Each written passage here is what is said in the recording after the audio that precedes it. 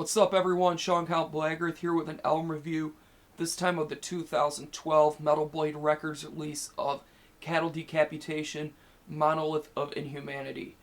If you're not familiar with Cattle Decapitation, they are a death grind band hailing from California.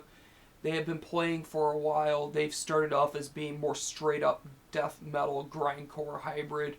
Nowadays, they tend to blend the two very well, leaning more towards the death metal side of things. I really loved their last record. The Harvest Floor was such a great album, and I had high hopes for this, and I have to say they were met with beyond words.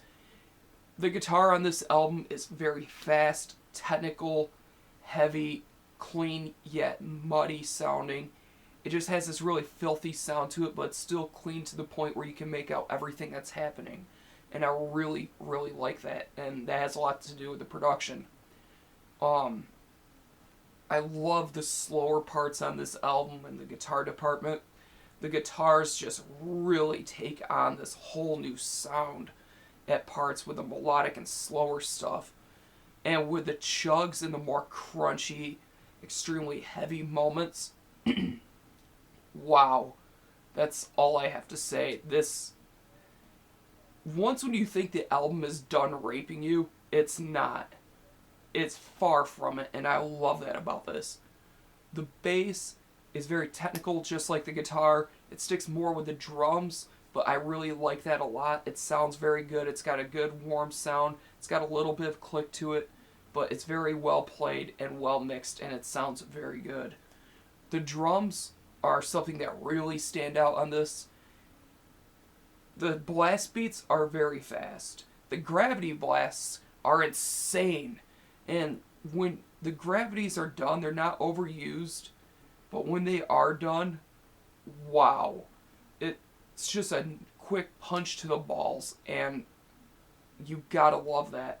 The double bass is extremely fast.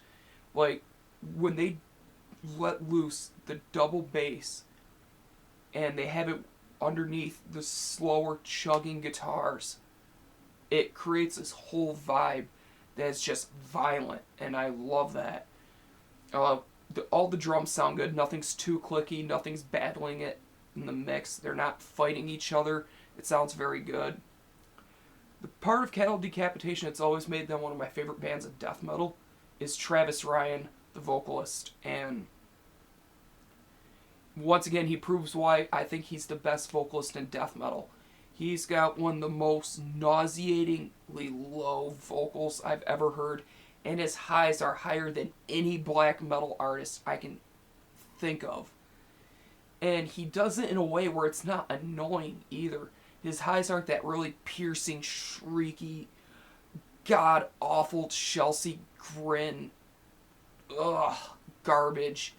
With his highs, they're extremely high, they're extremely shrieky, but they're not annoying and they don't feel forced. It sounds very natural for him. And I gotta say this, the clean vocals, and I use that term very, very loosely, are some of the most unique sounding vocals I've ever heard in death metal. Whether you like them or not, you cannot deny that they're unique. I mean, to hear this borderline shriek vocal sound kind of clean is one of the strangest sounding things I've ever heard.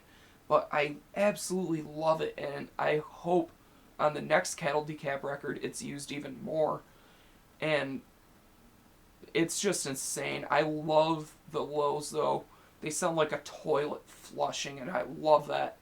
And then there's guest vocals from the singer from Devourment. And when they're done at the same time, my God, it takes the brutality that this album has and just amplifies it by 20.